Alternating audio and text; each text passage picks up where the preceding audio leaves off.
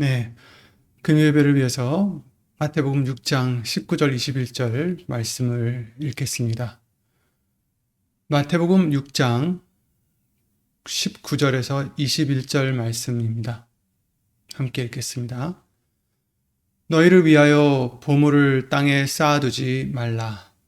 거기는 좀과 동룩이 해하며 도적이 구멍을 뚫고 도적질하느니라.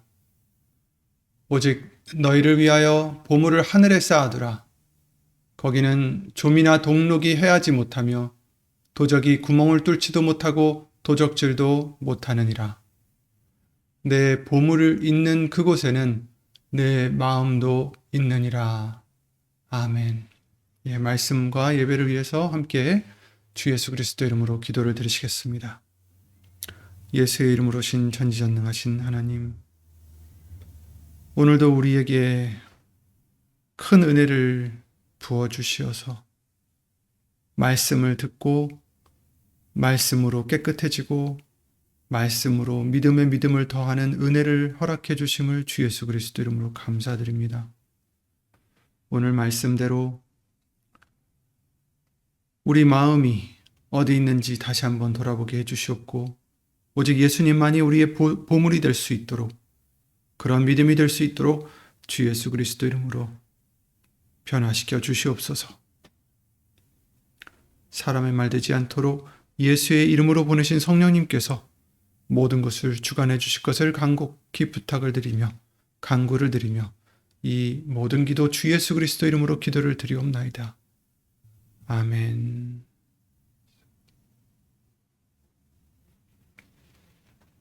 아멘. 여러분, 우리는 지난 시간 수요예배죠. 우리 마음의 창고에 무엇을 쌓느냐가 결국 우리의 열매를 만들게 된다라는 말씀을 누가복음 6장 45절을 통해서 다시 한번 보게 해주셨습니다. 그렇다면 왜 우리는 그것들을 우리 마음의 창고에 쌓아놓을까? 한번 생각해 보고자 합니다. 그 이유는 21절 말씀대로 그것이 우리에게는 보물이기 때문이다 라는 거죠. 가치가 있다라는 거예요, 우리에게. 그래서 우리는 마음에 그것을 쌓아둔다. 마음이 먼저 가고 보물이 그것을 따라가는 게 아니라 보물이 있는 곳에 마음이 종속이 된다는 의미죠. 무엇이 우리의 보물이 되든지 우리 마음도 그리로 향한다라는 말씀입니다. 오늘 우리는 우리의 마음을 사로잡고 있는 진짜 보물이 무엇인지 정직하게 대면하는 시간이 되길 바랍니다. 땅의 보물과 하늘의 보물로 예수님은 나누셨어요. 보물을 쌓는 장소를 땅과 하늘로 나누신 거죠. 이것은 단순히 재물의 문제만이 아닙니다. 우리가 의지하는 생명의 근원에 관한 문제입니다. 땅의 보물은 무엇입니까? 땅에 쌓아두지 말라. 너희를 위하여 보물을 땅에 쌓아두지 말라 하셨는데 땅의 보물 우리가 생각해 본다면 여러 가지가 있겠지만 우선 사람들의 인정하는 것과 사람들이 나를 인정해 주는 것, 그들의 평판들 이런 것이겠죠. 그래서 어떻게 보면 나의 의로움. 많은 경우 우리의 보물은 남들이 나를 어떻게 보는가에 있습니다. 그런데 이것이 보물이 되게 되면 우리는 사람의 말 한마디에 우리 마음이 천국과 지옥을 오가게 돼 있어요.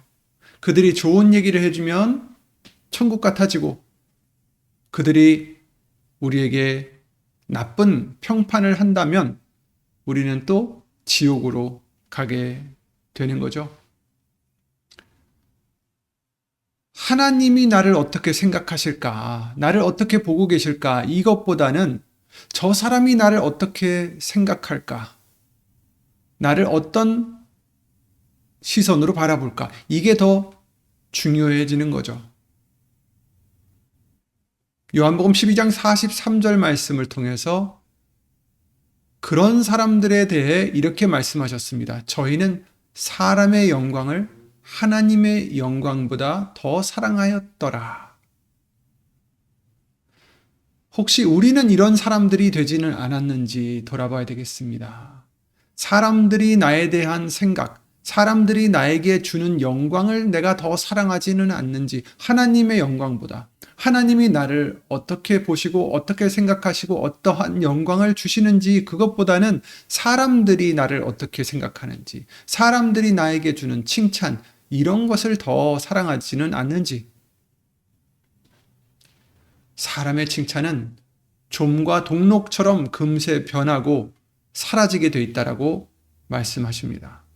여기에 마음을 두게 되면 늘 타인의 시선에 묶여서 결국에는 결핍밖에 남는 것은 없을 것입니다. 잠언서 29장 25절에 이렇게 말씀하십니다. 사람을 두려워하면 올무에 걸리게 되거니와 여호와를 의지하는 자는 안전하리라. 아멘. 사람을 두려워하면 결국 올무에 걸리게 되어 있습니다. 하지만 여호와를 의지하는 자, 여호와를 경외하는 자, 하나님이 나를 어떻게 생각하실까 그것을 더 염려하는 자, 그것을 더 생각하는 자는 안전하리라. 갈라디아서 1장 10절에도 이렇게 사도 바울이 말을 하고 있죠. 이제 내가 사람들에게 좋게 하랴 하나님께 좋게 하랴, 사람들에게 기쁨을 구하랴. 내가 지금까지 사람의 기쁨을 구하는 것이었다면 그리스도의 종이 아니니라. 이렇게 얘기를 하고 있습니다. 즉 그리스도의 종이 된다는 것은 예수님의 기쁨을 구하는 것이다. 하나님께 좋게 하는 것이다. 하나님이 무엇을 기뻐하실까 생각하는 것이다. 그것을 추구하는 것이다라는 거죠. 그리고 또 육체의 땅에 속한 보물들이 뭐가 있을까요? 남의 시선도 있겠지만 또 우리의 어떻게 보면 육체적인 것들이죠. 우리의 건강이나 외모라든지 이런 것들. 그러나 이런 것들은 쇠잔해 가는 것들입니다. 우리의 젊음, 우리의 건강, 우리의 아름다움을 만약에 그것을 의지한다든지 그것을 자랑하고 그것을 보물로 삼는다면, 그것이 나를 지켜줄 거라 생각한다면 큰 오해가 되겠죠. 세월이라는 좀이 먹으면 반드시 후패해질 것들입니다. 그런 것들의 생명의 근거를 둔다는 것은 마치 모래 위에 집을 짓는 것과 같다는 거죠. 그래서 이사야 40장 말씀을 통해서 말하는 자의 소리여 가로되 외치라. 대답하되 내가 무엇이라 외치리까? 가로되 모든 육체는 풀이요 그 모든 아름다움은 들의 꽃 같으니 풀은 마르고 꽃은 시들문 여호와의 기운이 그 위에 불미라. 이 백성은 실로 풀이로다. 풀은 마르고 꽃은 시드나 우리 하나님의 말씀은 영영이 서리라 하라. 아멘. 그렇죠. 우리의 건강도 우리가 믿을 수 없습니다. 우리의 육체의 그 어떤 것도 우리는 그것으로 자랑을 삼을 수 없습니다. 금방 시들기 때문이죠. 하지만 하나님의 말씀은 영영이 서리라. 그러니 거기서 대비를 시켜주는 거죠. 무엇이 믿지 못할 것이고 무엇이 우리가 의지할 수 있는 것인가. 우리 육신은 풀과 같이 꽃과 같이 시들 수밖에 없는 것이지만 예수님의 말씀은 우리가 의지할 수 있는 것이다. 영영이 의지하는 것이다. 라고 말씀을 성경은 해주시고 계시죠. 그리고 또 세상의 어떠한 보물을 생각한다면 세상적인 지혜와 또 인맥을 생각할 수가 있습니다. 내가 가진 지식이나 내가 가진 또 내가 얻은 경험들을 의지하는 사람들이 많이 있죠. 거의 대부분이 아닐까 싶습니다. 또는 내가 알고 있는 어떤 사람들, 그 사람들이 권력이 있다든지 어떤 분야의 전문가이든지 또 재력이 있다든지 어떤 사람들, 심지어 목사님들, 심지어 성직자들이라 치더라도 그런 사람들이 환난 날에 우리의 방패가 될 것이라는 그런 믿음은 바로 땅의 보물을 삼는 거나 마찬가지다라는 것입니다. 그래서 하나님은 시편 146편에 이렇게 말씀하셨습니다. 3절 4절이죠. 방백들을 의지하지 말며 도울 힘이 없는 인생도 의지하지 말지니 그 호흡이 끊어지면 흙으로 돌아가서 당일에 그 도모가 소멸하리로다. 야곱의 하나님으로 자기 도움을 삼으며 여호와 자기 하나님에게 그 소망을 두는 자는 복이 있도다. 아멘. 여기서도 누가 의지해야 할 분이고 누가 의지하지 말아야 될 것인지 분명하게 알려주시고 있습니다. 세상의 그 어떤 능력자라 할지라도 그들을 의지하지 말라. 그들은 도울 힘이 없는 인생이다.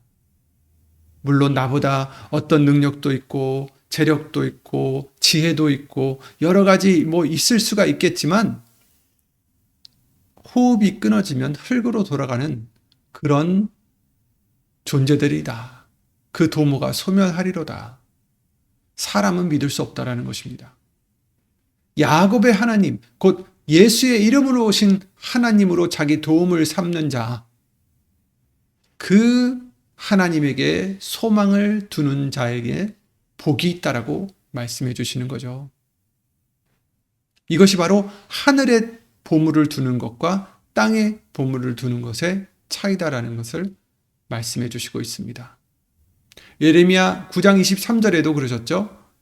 여호와께 이같이 말씀하시되 지혜로운 자는 그 지혜를 자랑치 말라. 용사는 그 용맹을 자랑치 말라. 부자는 그 부함을 자랑치 말라.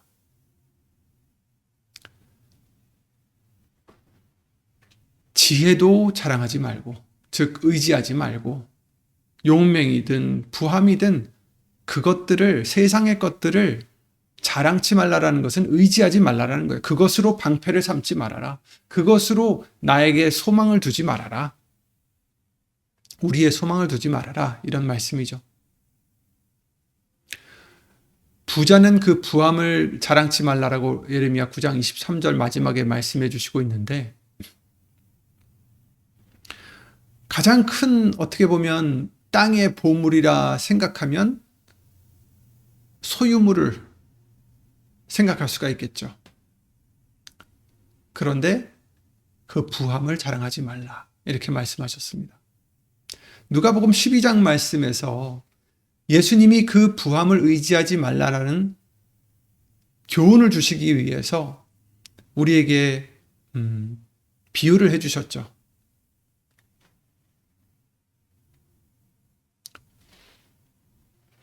보시면 19절 21절에 또 내가 내 영혼에게 이르되 영혼아 여러 해 쓸 물건을 많이 쌓아두었으니 평안히 쉬고 먹고 마시고 즐거워하자 하리라 하되 하나님은 이르시되 어리석은 자여 오늘 밤에 내 영혼을 도로 찾으리니 그러면 내 예비한 것이 네 것이 되겠느냐 하셨으니 자기를 위하여 재물을 쌓아두고 하나님께 대하여 부요치 못한 자가 이와 같으니라. 이렇게 말씀해 주시고 있습니다. 돈 그 자체가 나쁘다기보다는 그 돈이 주는 안락함과 내일에 대한 보장, 그것을 의지하는 이 마음은 바로 하나님보다 재물을 더 신뢰하는 마음이다 이거죠. 그래서 자기를 위하여 재물을 쌓아둔다 없다라는 것은 그것을 의지하는 자, 이처럼 여러 해 쓸 물건이 있으니 이젠 됐구나. 이젠 평안하다. 평안히 쉬고 먹고 마시고 즐거워하자. 그런 것들은 의지할 것이 못 된다 하십니다. 우리는 예수님을 눈에 보이는 재물보다 더 믿고 더 의지해야 합니다. 당연한 말씀이죠. 그러나 막상 당장 통장에 우리 주머니에 돈이 줄어들면 덜컥 겁이 나고 걱정이 옵니다.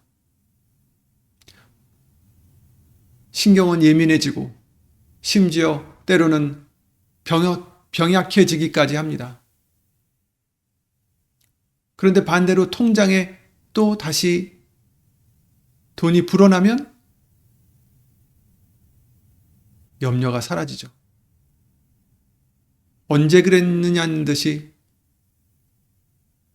세상 너그러워지고 평안하다라는 생각까지 듭니다. 마치 이 누가복음 12장에 나온 이 어리석은 자같이 여러 해 쓸 물건을 많이 쌓아두었으니 평안히 쉬고 먹고 마시고 즐거워하자. 하지만 재물은 절대로 의지할 것이 못 된다라고 성경은 말씀해 주시고 있습니다. 언제든지 날아갈 수 있다라고 잠언서 23장 5절에 말씀해 주시고 있죠.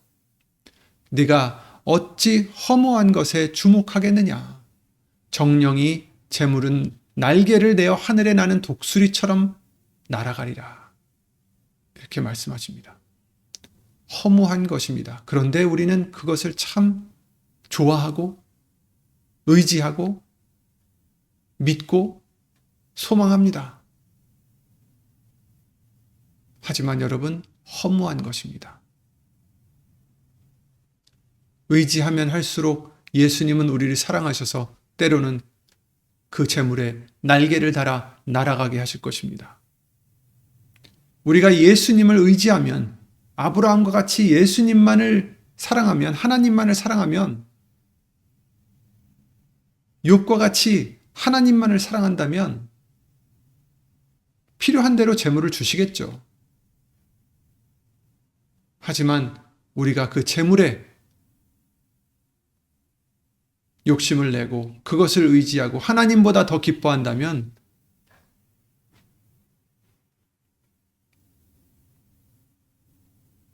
재물은 날아가든지 아니면 죄에 머무는 그런 우리가 될 것입니다. 얼마나 잘못된 일입니까?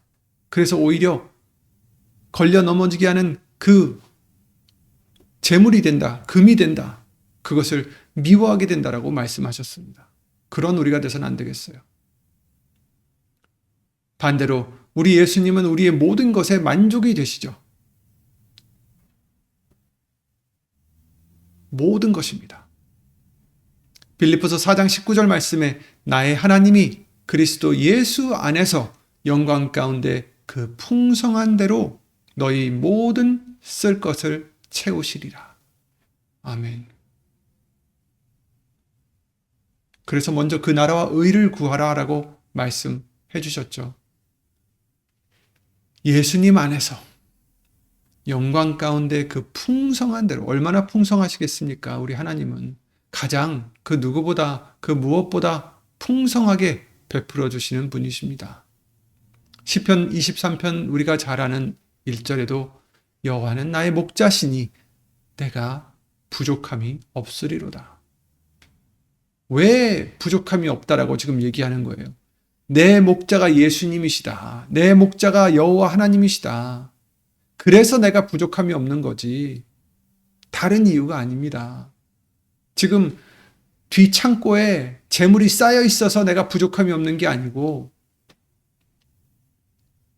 우리는 이런 말씀들을 의심이 올 때마다, 근심이 다가올 때마다 항상 기억하고 의지해야 되겠습니다. 믿어야 되겠습니다. 여호와는 나의 목자시니 내가 부족함이 없으리로다. 이것이 진리입니다. 이것이 사실입니다. 다만 우리 눈에 보이는 것이 우리에겐 더 익숙해서 눈에 보이는 재물을 탐하고 그것들을 의지하기 쉽상입니다. 예수님을 믿고 예수님을 따라간다라는 것은 어찌 보면 훈련 과정 같습니다.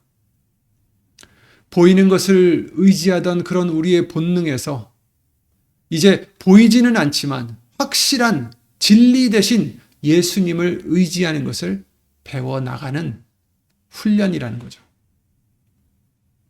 훈련이 뭡니까? 훈련이란 그 어려운 상황에 놓였을 때 그 상황을 극복해가는 연습에서 나오는 게 훈련 아니겠습니까? 연습을 하는 거예요. 군인들이 훈련한다 하면 연습을 하는 거죠. 당장에 그냥 전쟁에 나가는 게 아니라 전쟁에 나가기 위하여 훈련을 합니다. 연습을 합니다. 총 쏘는 연습을 하고 지략을 연습을 하고 여러 가지 연습을 하겠죠. 각자 자신의 스킬들을 연습을 하겠죠. 그게 이제 훈련 아니겠습니까? 예수님을 따라갈 때 우리는 이 과정이 훈련 과정 같아요. 그래서 때로는 풍요로울 때보다는 결핍이 있을 때 예수님을 의지하는 믿음의 연습과 훈련을 할 수 있는 것 같습니다. 재물에 의지하지 않는 훈련이 되는 것 같아요. 육신적으로 봤을 때는 지금 결핍이 생겼어요. 그러니 보통 때 같으면 걱정이 스며듭니다. 그런데 그럴 때 우리는 어떤 훈련을 합니까? 말씀으로 다시 돌아가는 훈련을 합니다. 여호와는 나의 목자시니 내가 부족함이 없으리로다. 나의 하나님이 그리스도 예수 안에서 영광 가운데 그 풍성한 대로 나의 모든 쓸 것을 채우시리라. 예수님의 말씀으로 우리 자신을 훈련시키는 거죠. 단단하게 만드는 것입니다.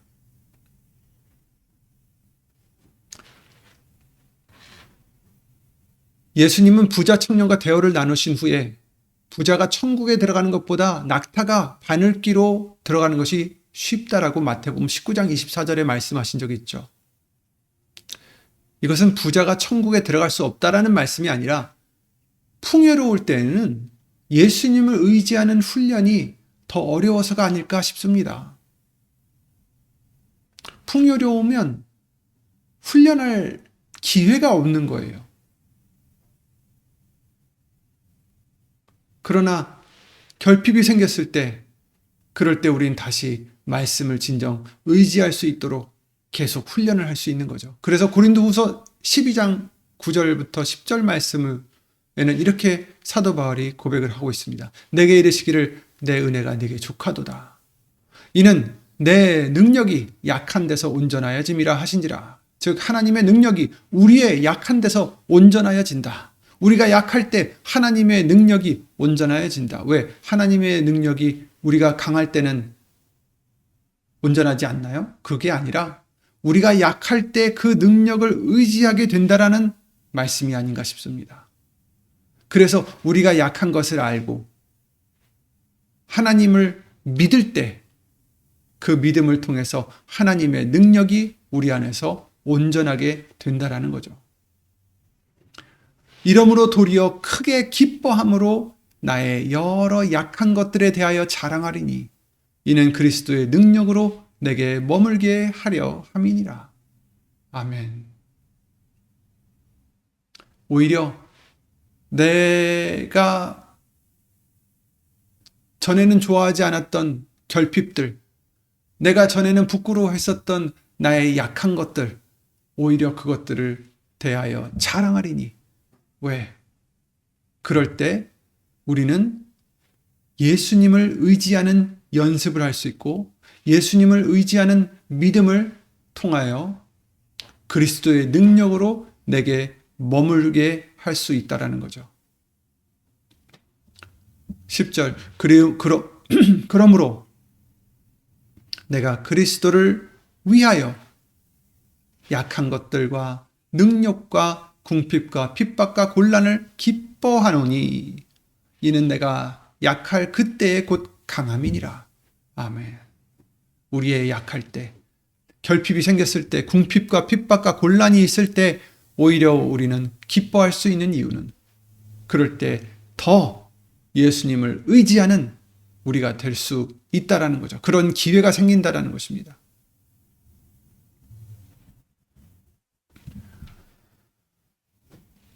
신명기 8장에도 이렇게 말씀하셨어요. 네 하나님 여호와께서 2절이죠. 이 40년 동안에 너로 광야의 길을 걷게 하신 것을 기억하라. 이는 너를 낮추시며 너를 시험하사 네 마음이 어떠한지 그 명령을 지키는지 아니 지키는지 알려 하심이라. 이렇게 말씀하셨잖아요. 광야의 길은 결핍의 길입니다. 무엇이 없어요. 고난의 길입니다. 그 길을 걷게 하신 것은 하나님이 왜 걷게 하셨겠어요? 우리를 괴롭히시려고 하신 게 아니라 우리를 낮추시고 우리를 시험하여서 우리의 마음이 어떤지, 하나님을 의지하는지, 그래서 그 명령을 지키는지 아니 지키는지 알려 하심이라.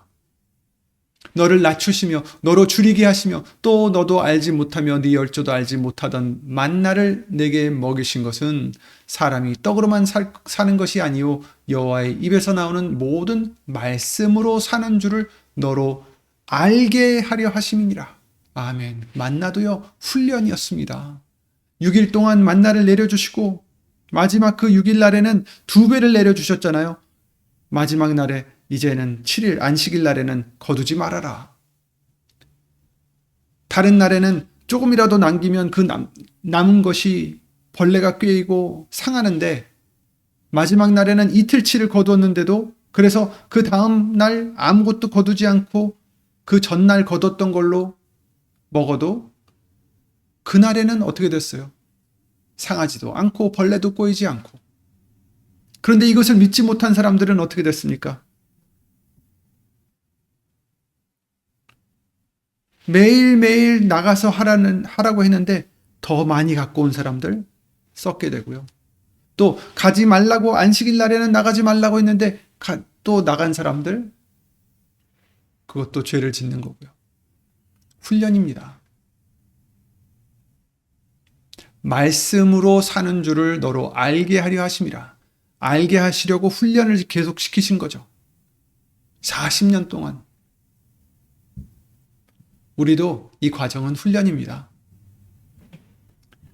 돈이 나쁘다라는 것이 아닙니다. 재물이 나쁘다라는 게 아니라 돈을 사랑하는 것이 일만하게 뿌리가 된다라고 디모데전서 6장 10절에 말씀하셨습니다. 이것을 사모하는 자들이 미혹을 받아 믿음에서 떠나 많은 근심으로 자기를 찔렀도다. 돈을 사랑하면 일만하게 뿌리가 되고 믿음에서까지 떠나는 그런 사례가 된다라는 거죠. 그리고 근심으로 자기를 찌른다. 여러분, 우리가 쌓아둔 인맥이 되었든 건강이 되었든 사람들의 평판이 되었든 재물이 되었든 이 모든 것들 우리가 지킬 수 있는 것들이 하나도 없습니다. 세상이 흔들면 함께 흔들릴 땅의 보물들일 뿐입니다.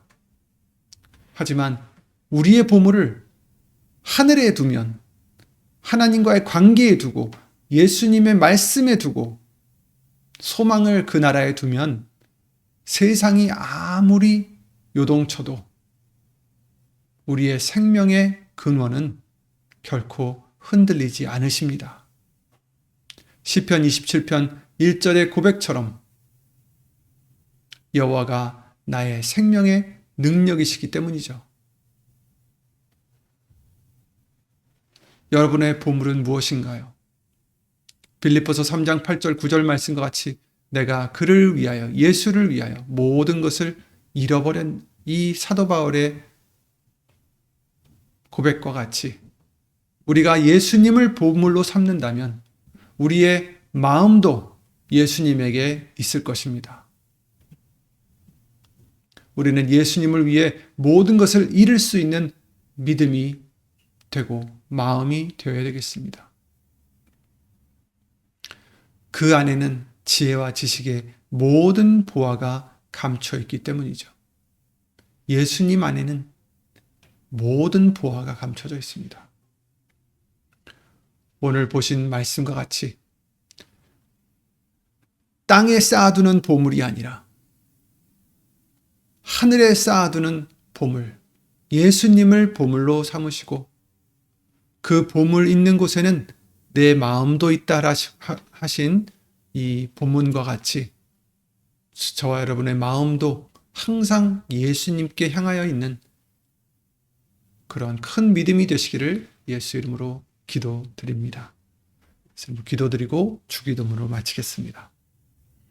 예수의 이름으로 신 전지전능하신 하나님, 혹시 우리가 예수님보다 다른 것을 보물로 삼고 있었진 않았는지 돌아보게 해주시옵고 예수 이름으로 용서해 주시옵소서. 이제부터는 예수님만을 우리의 보물로 삼고 소망으로 삼고 기쁨으로 삼고 우리의 만족으로 삼아 예수님만으로 기뻐하고 감사드리며 주 예수 그리스도 이름으로 영광을 돌리는 우리 모두가 되게 하여 주시옵소서. 하나님의 사랑과 예수님의 은혜와 예수의 이름으로 오신 성령 하나님의 교통하심과 운행하심이 예수님만을 보물로 삼고자 하는 우리 모든 심령 위에 영원토록 함께 해주실 것을 믿사옵고 이 모든 기도 주 예수 그리스도 이름으로 기도를 드리옵나이다. 아멘. 하늘에 계신 우리 아버지여, 이름이 거룩히 여김을 받으시오며 나라의 마옵시며 뜻이 하늘에서 이룬 것 같이 땅에서도 이루어지이다.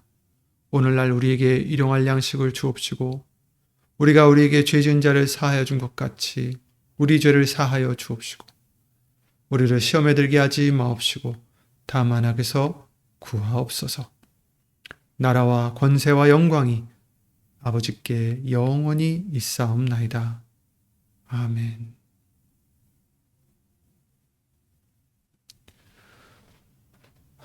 예수의 이름으로 항상 평안하시기를 기도드리겠습니다.